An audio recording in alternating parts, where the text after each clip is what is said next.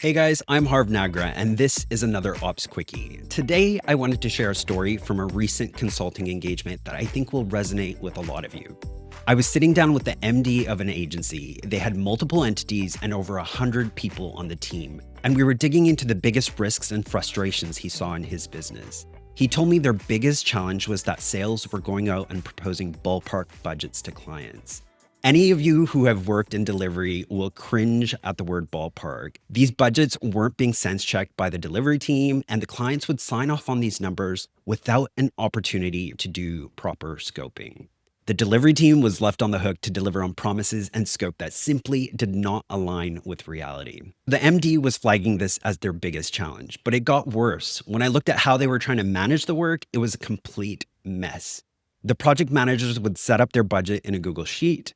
Of course, then they were planning the project and logging their time in another tool. Then the project manager had to manually download the timesheets once in a while to try to reconcile them against the original ballpark budget. And purchases and expenses, the PMs just had to remember to log them to the spreadsheet. All right, well, you think that's bad. It gets worse still. They were literally relying on memory to know when to invoice based on checking stages in their CRM. That is not how you track your payments and your invoices.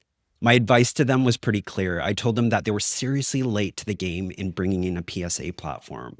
So the scenario above, it's the definition of the chaotic era in terms of business maturity. And the story just goes to show that it doesn't matter how long you've been in the business or what your revenue or headcount is, you can get stuck there.